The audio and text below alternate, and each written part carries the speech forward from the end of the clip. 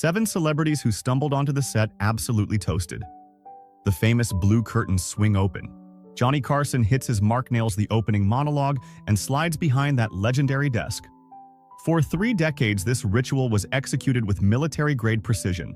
It was the ultimate safety blanket for American television viewers, a nightly dose of stability. However, concealed beneath that polished, well-oiled machine was a messy reality. The audience rarely saw the volatile and often terrifying condition of the stars trembling backstage. Johnny possessed an uncanny radar for it the second a guest stepped through the curtain. A former producer who spent the 1970s in the trenches with Carson spilled the beans on exactly how it went down. He could clock it instantly, whether a guest was hammered, stoned, snowblind on powder, or worse. You'd see this specific glint in his eye, a mix of humor and, "Oh boy, here we go."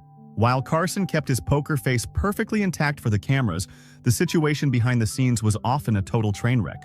The production assistants were drilled to spot red flags, while segment producers had to cook up emergency contingency plans on the fly. Network suits were practically chewing their fingernails off in the wings.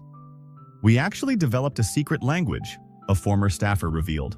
If Johnny casually adjusted his tie during an intro, it was code for "Alert the control room, this guest is 3 sheets to the wind." If he tapped his index cards on the desk twice, that told the director to lock down the camera angles because the guest might do something erratic. These covert gestures were part of a complex safety net built over the years to manage a chaos that the folks watching at home would never guess existed. We are talking about massive A-listers arriving at the most respectable show in America, completely out of their gourds on various substances. The 1970s were the Wild West, the producer admitted looking back on the madness. You had bona fide legends.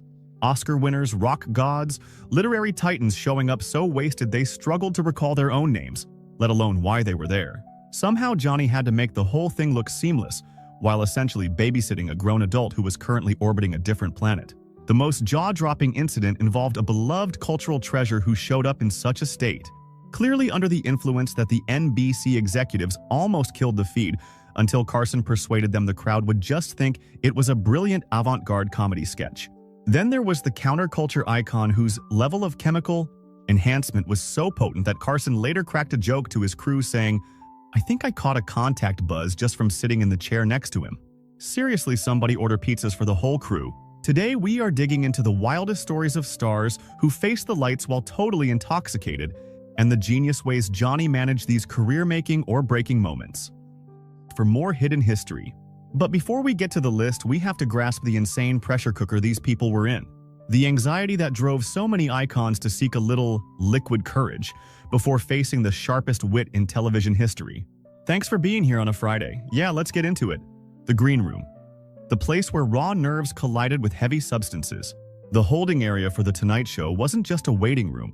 It witnessed more pre-show panic attacks than probably any other 4 walls in Hollywood. The general public doesn't understand the stakes, explained a former talent coordinator. Carson wasn't just a host.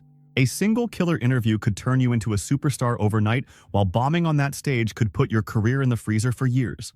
Unlike the heavily rehearsed, micromanaged interviews of today, Johnny wanted real, unscripted banter. That prospect terrified guests to their core. This high-stakes atmosphere created the perfect storm for substance abuse. Whether it was booze from the always-open bar, pills from a secret stash, or goodies brought in by handlers who knew their boss needed to take the edge off. The bar in the green room was the stuff of legend, recalled a staffer who worked the beat during the 1970s and 80s. Carson personally signed off on the inventory. It was nothing but top-shelf liquor. The unwritten rule was, 1 drink to relax, 2 is risky. But try telling a megastar they can't have a 3rd scotch, good luck with that. Beyond the booze, the era's lax attitude toward recreational drugs meant plenty of guests arrived, having already partaken in their favorite vice. From grass to nose, candy to prescription, downers often mixed together in cocktails that only hit them fully once the applause sign lit up. You have to look at the big picture, noted a historian of late-night TV. This was the peak Studio 54 era. Rock stars behaved like Roman emperors. Even the Wall Street guys were swimming in powder. The Tonight Show wasn't in a bubble. It mirrored the vices of the time, including the rampant drug use in showbiz. Carson enjoyed a cocktail himself, but he was always stone-cold professional when the red light was on. This created a fascinating friction when he was interviewing guests who definitely weren't practicing that same self-control. Johnny had this genius ability to shift gears based on how messed up the guest was. his former producer explained. If a guest was just a little loose from a couple of martinis, he would gently steer the ship and keep them from crashing. When a guest was clearly too intoxicated to function, Johnny had a specific playbook. He would dumb down the questions, practically hold their hand through the conversation, and sometimes wrap the segment up early, all while making it look totally natural to the home viewer. This ability to roll with the punches was put to the test constantly during Carson's long reign as the king of late night, specifically by guests who loved pushing the limits of what was allowed on TV, starting with a counterculture legend whose love for recreational substances became the core of his comedy act.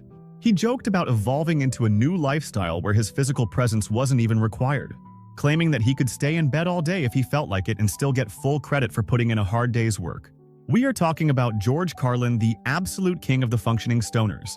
Back in the early 1970s, Carlin pulled a total 180, ditching the clean-cut suit and tie, to grow out his hair and completely overhauling his material to embrace the hippie drug culture of the era. You could see that evolution right there on the Tonight Show stage. A camera operator from back then remembered him riffing with the brain of a genius while grinning like a guy who just smoked a bowl. It wasn't exactly a secret either. George didn't bother trying to hide it. By that point in his career, that slightly foggy, glazed-over look in his eyes was practically part of the merchandise. Carlin sat in that chair over 130 times, cementing his status as one of the most dependable and beloved guests Johnny ever had on the roster. But here is the kicker. Even though Johnny loved him, he never let Carlin take the wheel as a guest host, which was a badge of honor a lot of other comics received. A former writer for the show put it simply, Johnny thought George was brilliant and got a huge kick out of him, but handing him the keys to the kingdom, that was a hard no. It all came down to reliability. Johnny knew exactly how hard George partied, and he just wasn't confident that Carlin could handle the pressure of steering the ship for a full 90 minutes. What set Carlin apart from the other high-flying guests was the fact that he could actually function. While other people turned into incoherent messes or wild cards, Carlin stayed sharp, quick, and professional, just with a super chilled-out vibe that the regular audience definitely picked up on. One staffer who worked closely with the talent described Carlin as a functioning herbalist. The green stuff didn't slow him down or mess him up. It was just how he operated. Honestly, it was just part of his creative engine. He was still the same George Carlin, just the mellower, more philosophical edition. The way Carson managed Carlin really showed how he rolled with the changing cultural norms of the time. He was incredibly practical about it. He never called George out on air or made it awkward, but he definitely tweaked his interview style, leaning into big, open-ended questions. This approach gave George plenty of room to let his mind wander down those weird, fascinating, and hilarious paths that made him a hero to the counterculture movement. A former producer noted that Johnny knew exactly how to play it. He would just toss a topic out there like a frisbee, lean back in his chair, and watch George run with it. The result was usually this brilliant stream of consciousness gold that probably never would have happened if George had been totally sober. Carlin actually admitted to all of this later in his autobiography writing. Was I usually stoned for those spots in the 70s? You bet I was. It was the 1970s and I was George Carlin. You do the math. While Carlin could keep it together while riding high, our next subject shows what happens when a brilliant mind pushes the substances a little too far, crossing the line from enhanced to impaired. My friend, thank you so much. They really mean it. You know, I don't even know where to start. I really don't. First off, how are you feeling? I feel... That was Richard Pryor comedy's exposed raw nerve. If Carlin was the poster boy for functional pot smoking, Richard Pryor was a whole different, much more volatile animal. He was a comedic genius, but his battles with addiction meant his appearances on the show could swing from brilliant to genuinely worrying in a split second. A stage manager who worked on those shows put it perfectly. He was hilarious until he got cosmic. Richard would come out of the gate as the sharpest, funniest guy in the room, but then you'd see his eyes gloss over and he'd mentally check out. Johnny had to basically act like a traffic cop to steer the conversation back to safety. Pryor's relationship with drugs was messy, complicated, and tragic, and it was all documented in real time. His issue with cocaine got worse and worse throughout the decade, eventually leading up to that infamous freebasing fire in 1980. If you watch his Tonight Show clips, you can actually track his decline through those different appearances. There was one segment in 1978 that stands out. It started normal enough with Richard just chatting about his latest movies, but halfway through he started telling a joke about his childhood and it just fell apart. It dissolved into these random disconnected thoughts, and you could physically see his focus floating away. The audience didn't know what to do. They weren't sure if it was some avant-garde comedy bit or a breakdown, so they just gave this awkward, nervous laughter. The stage manager said you could practically see Johnny shift gears into protection mode. He jumped in with a quick question to snap Richard back, cracked a joke to cut the tension, and then seamlessly threw it to a commercial break. It looked like a casual chat, but it was actually a masterclass in crisis management on live TV. Johnny Carson managed Richard's appearances with a fascinating blend of professional reverence and genuine personal anxiety. While lesser hosts might have eagerly exploited a wasted guest for a cheap viral moment, Johnny went out of his way to act as a buffer, highlighting Pryor's genius while trying to hide the cracks in his composure. According to high-level executives at NBC, the bond was real. Johnny didn't just see a ratings boost, he saw a comedic prodigy he truly admired. He never looked down on him for the drug use or the chaos. Judgment wasn't in Carson's nature, but survival was. He was constantly terrified Richard would burn out, often calling mutual acquaintances just to confirm the man was still breathing after a rough show. What separated Pryor's Intoxicated sets from the other disasters on our list was the sheer element of danger involved. The comedic horsepower was always there, firing on all cylinders, but his internal editor was completely offline, resulting in television that teetered precariously between legendary performance art and a live, nervous breakdown. A former producer noted that Carson developed a specific strategy for Richard. Give him enough rope to soar when he was funny, but immediately deploy the safety net if he looked like he was about to fall. It was like watching a veteran lion tamer stepping into the cage with a beast that was majestic, lethal, and completely off the leash. But while Carson was willing to play the protector for geniuses like Pryor and George Carlin, his tolerance had a very hard ceiling, as one literary icon found out when his drunken behavior went from eccentric to completely disrespectful. That particular evening was a slow-motion car crash, dragging on for about 90 minutes from the opening monologue to the merciful credits. Enter Truman Capote, a titan of literature on the page but an absolute catastrophe on the screen. Usually you expect the chemically fueled chaos to come from the rock stars or the edgy stand-up comics. But every now and then the most shocking train wrecks came from the intellectuals, like the time a certain high society author turned his 1980 spot into an infamous cautionary tale. He was supposed to be America's sophisticated darling. Instead, a production assistant backstage summed up the situation with 2 words: totally cooked. That was the vibe of Capote's nightmarish interview. Capote had been a regular for years, usually dazzling the audience with razor-sharp gossip and wit. But the second he stumbled out in January 1980, everyone knew something was wrong. The man was slurring his speech, to the point where it sounded like a different language according to the audio engineers scrambling to mix the sound that night. He was literally nodding off mid-sentence, his head drooping, before jerking back up with wide, confused eyes, sending the control booth into a total panic. The director frantically kept switching the camera back to Johnny's reaction just to show the audience someone who was actually awake. Carson's reaction here was icy. Unlike the warmth he showed to a stoned Pryor, he had absolutely zero patience for Capote's sloppy state. You could see Johnny's famous charm evaporate, replaced by a tight, forced grin, as he dumbed down his questions, treating the acclaimed author like a toddler just to get through the segment. Johnny was livid, a producer later confessed.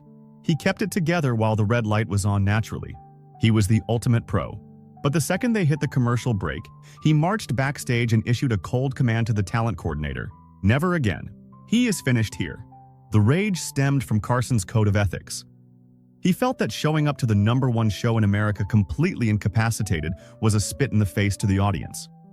Carson could handle a buzz if it fueled creativity, but Capote's cocktail of pills and booze had turned him into a vegetable, not a guest. As one NBC exec put it, there is a massive difference between a guest who is a little loose and fun and a guest who literally cannot function as a human being. Capote didn't just cross the line, he obliterated it. He wasn't relaxed. He was comatose. That single disaster forced the show to implement strict new protocols for checking guests before they ever walked through the curtain. Staffers were ordered to act like bouncers, flagging any celebrity who looked too wasted to perform. And the free-flowing alcohol in the green room was suddenly put under lock and key. True to his word, Carson ensured that Truman Capote never sat on that couch again during his reign.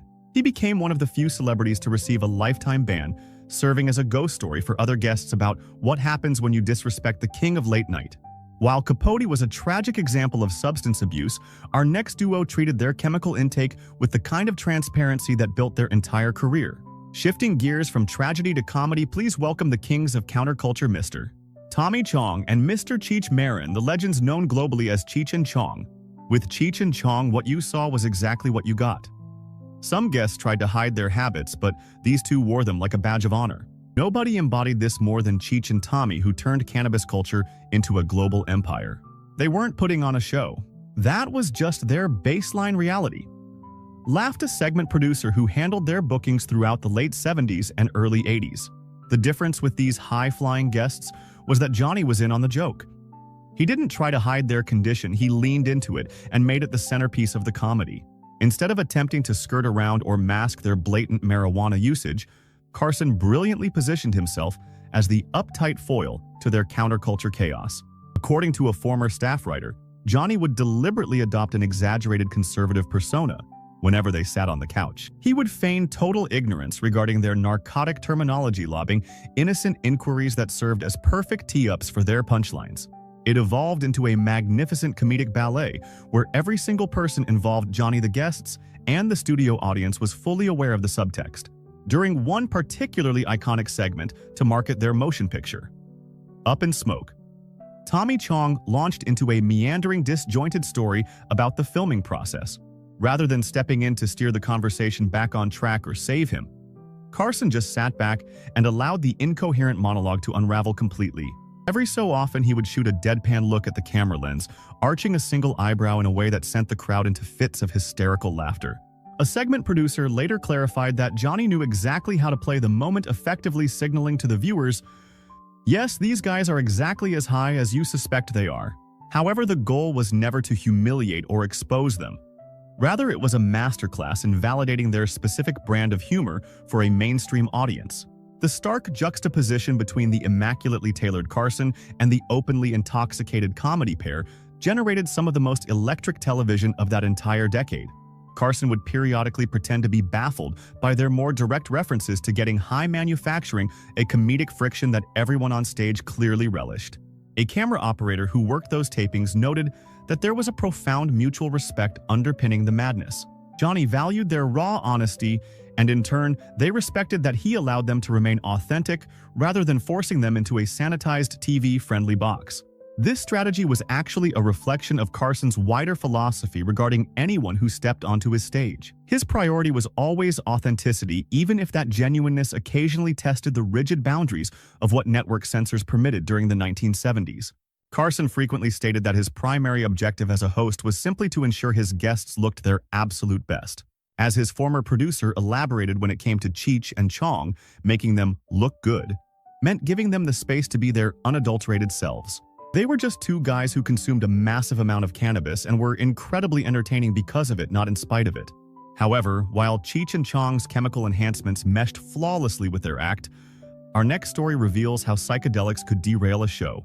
We are about to see how a simple promotional interview could spiral into an accidental voyage to the absolute fringes of coherent broadcasting.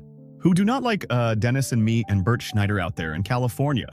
Yeah, consider the case of Peter Fonda, the star of Easy Rider, and a notoriously difficult guest to manage. The cultural revolution of the 1960s introduced new compounds and mindsets that sometimes crashed violently against the norms of television, which is exactly what occurred during Peter Fonda's legendary 1970 visit.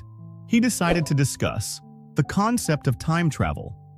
A director on duty that evening recalled the segment lasted only 5 minutes, describing it as perhaps the most surreal interview in the history of The Tonight Show. Fonda, already a counterculture icon for Easy Rider, and his vocal support of hallucinogens, arrived for the taping appearing to be under the heavy influence of what the crew strongly suspected was LSD.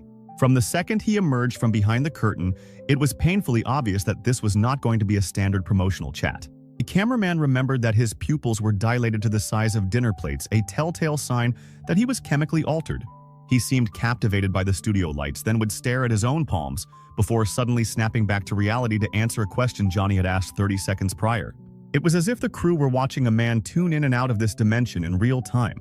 Carson, reading the room, instantly shifted into what his production team referred to as damage control mode, simplifying his queries significantly.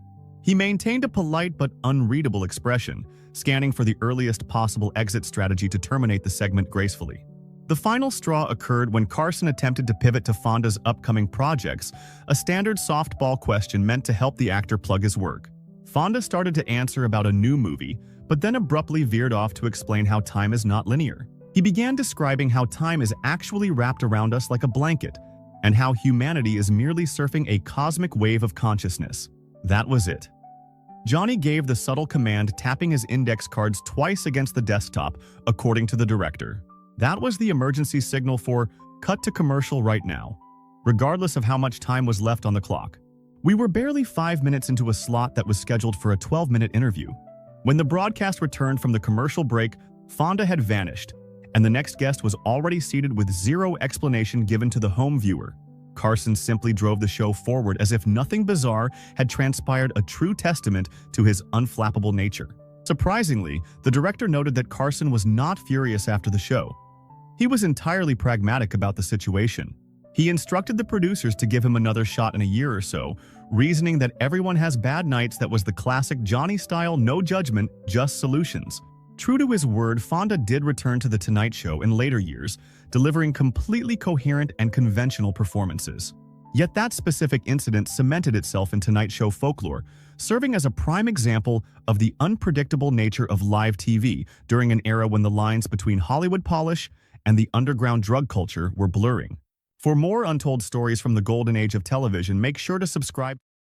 While Fonda's trip was unintended, while that last psychedelic trip turned into an accidental comedy sketch, our next guest's chemical experiment spiraled into something far darker and decidedly less humorous. We are talking about raw aggression here, the kind that swiftly crosses the border from entertaining television to genuinely uncomfortable viewing.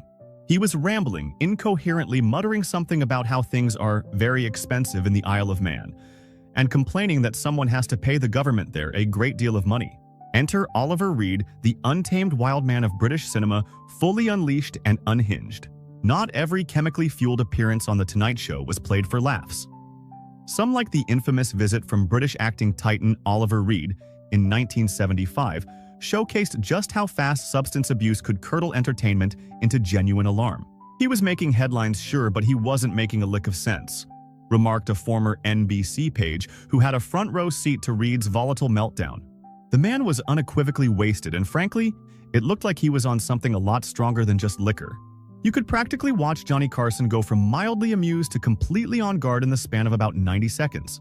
Reed, who was already legendary across the pond for his hard-drinking, bar-brawling reputation, stumbled onto the Tonight Show set looking visibly intoxicated from the moment he walked out.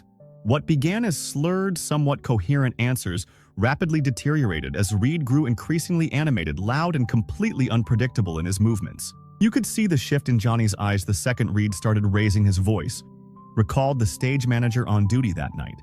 Carson possessed an uncanny radar for his guests' mental states, and you could pinpoint the exact second he realized, okay, this isn't just a buddy who had a few too many scotches. This is a volatile powder keg who could do absolutely anything. The interview went south fast when Reed started trampling over Carson's questions with nonsensical rants and sudden outbursts. Then, in a moment that stopped hearts backstage, he stood up without warning and dropped into a combat stance, sparking immediate panic among the production crew. The tension hanging in that studio air was thick enough to cut with a knife, a cameraman remembered vividly. The security team silently edged closer to the stage wings. Outwardly, Johnny stayed cool as a cucumber, but his body language shifted instantly. He was coiled and ready to spring into action if things got physical. Carson's management of Reed required a totally different toolkit than handling his usual happy-go-lucky high guests.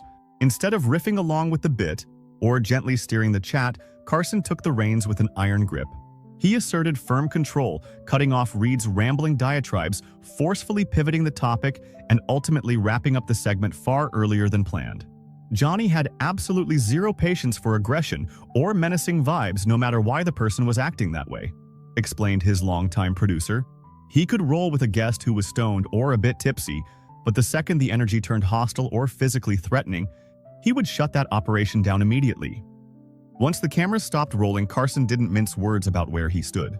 Oliver Reed was permanently blacklisted from The Tonight Show. That choice drew a hard line in the sand between chaotic fun and legitimate danger. Carson explicitly told the booking team right after the show, "I do not care how big of a movie star someone thinks they are. If they cannot control their own behavior, they do not get to sit at my desk, a former talent coordinator revealed. And just like that, Oliver Reed found his name on the very short exclusive list of performers banned for life from the King of Late Night's court. Reed's disaster serves as a stark warning about the razor-thin margin between chemical enhancements that make for legendary TV and intoxication that destroys the show's vibe of civilized chat. It is a dangerous line that our final subject is rumored to have danced right on the edge of during one of the most buzzed-about hyper-energetic television appearances of the entire decade. Well, you must have told him where we were because somebody went and got it. Sammy Davis Jr. and the mystery behind the ultimate showman's hidden fuel source. Certain Tonight Show spots became the stuff of legend, not because the guest was falling down drunk, but because of the whispers and rumors that swirled for years afterward. And absolutely none sparked more persistent gossip than the case of Sammy Davis Jr., specifically his hyperkinetic interview in 1974 that left millions of viewers asking what on earth was powering this legendary entertainer. He was cool as ice on stage, but absolute chaos backstage. Summarized a production assistant from that night, noting the jarring contrast between Davis's slick talent and the frantic energy swirling around him. Now Davis was a regular in Johnny's chair and undeniably one of Carson's all-time favorite guests, a master showman whose blend of song, dance, comedy, and storytelling was pure broadcasting gold. However, this specific 1974 visit is remembered for an energy level that was dialed up to an 11. He was talking a mile a minute, literally could not keep his body in the chair, and kept cutting himself off to launch into brand new topics, recalled a sound technician on set. His eyes were darting around the room, he was sweating under the studio lights way more than normal, and his whole being just seemed accelerated. While plenty of fans at home just thought they were seeing an enthusiastic Sammy being. Sammy, those in the industry saw something else. They recognized the classic symptoms of cocaine usage, a habit that was becoming rampant in Hollywood circles by the mid-1970s. Everybody backstage knew exactly what was up, claimed the production assistant. That wasn't just Sammy's natural zest for life. That was chemical assistance. Let's just say the green room restroom was occupied for a very long time, right before he walked out, if you catch my drift. Carson, ever the consummate pro, adjusted to Davis's skyrocketing energy levels with his signature grace, letting Davis's rapid-fire anecdotes spill out while occasionally offering a gentle hand on the wheel to keep the train on the tracks. Johnny kept the whole thing under wraps and never mentioned it directly, not even whispering a word to the production crew after the cameras stopped rolling, according to his former producer. However, he did crack a very subtle blink-and-you-miss-it joke the moment they cut to a commercial break. He wiped a bead of sweat from his forehead and muttered, "Man, I think I just caught a case of secondhand exhaustion from that interview." What really set the Sammy Davis Jr. situation apart from the usual chaos was that his sheer professionalism never faltered for a second, even though it was pretty obvious he was riding a wave of chemical enhancement. Unlike those other guests who would completely fall apart, becoming incoherent or difficult to manage, Davis was a different breed entirely. He managed to stay incredibly charming, effortlessly entertaining, and completely in command of his performance. It was just that his internal volume knob was cranked up to 11. Sammy was the definition of a pro's pro, the former talent coordinator emphasized during our talk. Even if the wild rumors about what was fueling that appearance were 100% true, he never once crossed that line into messy or unprofessional territory. He gave the audience exactly what they had tuned in to see, only with an extra jolt of high-voltage electricity coursing through the segment. As for Davis himself, he played it cool, neither confirming nor denying the swirling rumors whenever they popped up in conversation years down the road. Once, when a reporter worked up the nerve to ask him point-blank about that specific night, Sammy reportedly just flashed that famous smile and quipped, "Baby, the 70s were the 70s. Let's just leave it right there." That specific Davis appearance really stood in a league of its own, representing a unique category of chemically enhanced moments on The Tonight Show. These weren't the obvious train wrecks or moments of intentional comedy we often see, but rather a specific type of performance art, where outside substances potentially supercharged an entertainer's natural talents, all while keeping just inside the safe boundaries of what was acceptable for broadcast TV. We tend to fall head over heels in love with these charismatic figures the moment we meet them on screen. But remember, just like the initials of Valentine's Day can have a double meaning, there is a duality here. This was Johnny's great balancing act, the constant tension between moral judgment and pure entertainment. The way Johnny Carson handled this roster of 7 high-flying guest legends like George Carlin, Richard Pryor, Truman, Capote, Cheech, and Chong Fonda, Oliver Reed and Sammy Davis Jr., really peels back the curtain to reveal so much about both that wild era and the man who practically defined late-night television for an entire generation. Johnny was effectively navigating a massive cultural revolution in real time, as explained by a television historian who specializes in broadcasting from the 1970s. Public attitudes toward recreational substances were shifting dramatically and rapidly during those turbulent years. What would have been considered an absolute career-ending scandal back in 1962, when he first took the helm of The Tonight Show, had become almost commonplace by the mid-70s. He had to find that tricky middle ground between reflecting these major cultural shifts while still maintaining the strict standards expected of network broadcast television. Carson's approach to his chemically enhanced guests demonstrated a surprisingly nuanced philosophy, one that always prioritized entertainment value and professionalism over stiff moral judgment. Over time, he developed what his production staff internally referred to as an impairment spectrum. This meant he had different responses prepared based entirely on how a guest's altered state affected their ability to create compelling television. "Johnny honestly didn't care what you did before the show as long as you could deliver the goods on air," said his former producer. George Carlin showing up stoned but brilliant. That was no problem at all. But Truman Capote showing up incoherent and barely conscious. That was a major problem. It wasn't really about the substances themselves. It really came down to a fundamental respect for the viewers at home and the integrity of the broadcast medium. This practical mindset mirrored Carson's wider belief regarding TV that its main job was to provide entertainment, not to deliver a sermon. Whereas other hosts might have seized on an intoxicated guest as a chance to score cheap points or pass judgment, Carson always aimed to showcase them as positively as the situation allowed. He had a protective streak for his guests, even when they were the architects of their own mess, observed his one-time talent coordinator. If a guest was visibly floundering because they were high or drunk, Johnny would double his efforts to ensure they landed softly. He would throw out lifelines in the form of jokes, dumb down the questions, or steer the chat towards safer ground. However, this safety net disappeared the moment a guest's condition triggered behavior that Carson deemed absolutely intolerable. We are talking about overt aggression, open hostility, or being completely unable to function. In those scarce instances, like with Oliver Reed and Truman Capote, Carson's patience would snap shut instantly. Johnny operated with 3 unbreakable laws regardless of your fame, a veteran staffer explained. Never threaten a soul, never disrespect the crowd, and never burn up valuable airtime. Violate those, and your invitation was permanently revoked. Period. End of discussion. It is fascinating to contrast Carson's era with our own, specifically regarding how these drug-fueled appearances were managed then versus how they would be dissected in today's media environment.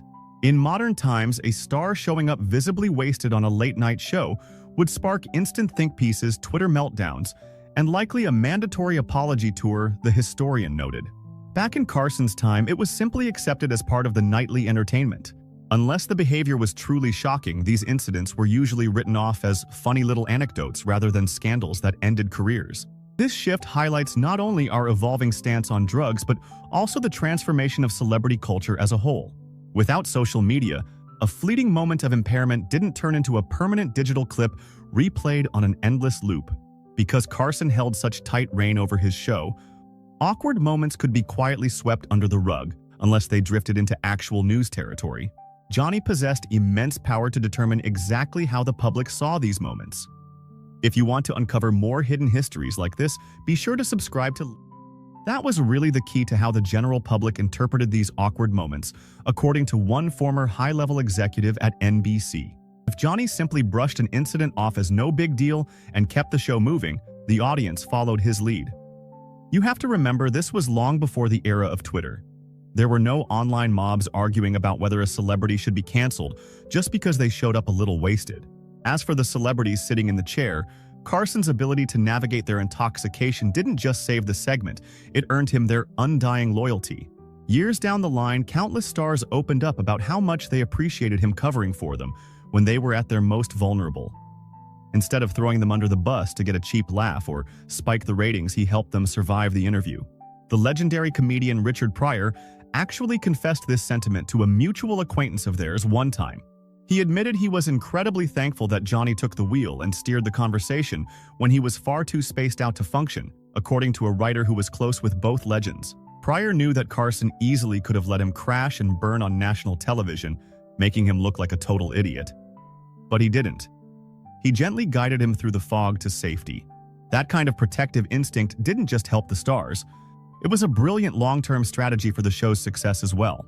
By viewing these drug-fueled or drunken appearances as hiccups to be smoothed over rather than scandals to exploit for headlines, Johnny was able to preserve the integrity of the program. He cemented The Tonight Show's reputation as a sanctuary where Hollywood's elite felt secure, knowing they were in good hands even on nights when they stumbled onto the stage a few drinks past their limit. At the end of the day, Johnny grasped a core truth about the medium of television, as his old producer summed it up perfectly. Audiences turn on their sets to have a good time and be entertained, not to witness a cringeworthy public execution. So even when a guest walked out completely out of their mind, Carson's objective never wavered. It was always about producing excellent television while keeping everyone's dignity intact. That unique ability is exactly why he stayed at the absolute peak of the industry for 30 years. For more untold stories of Hollywood's gold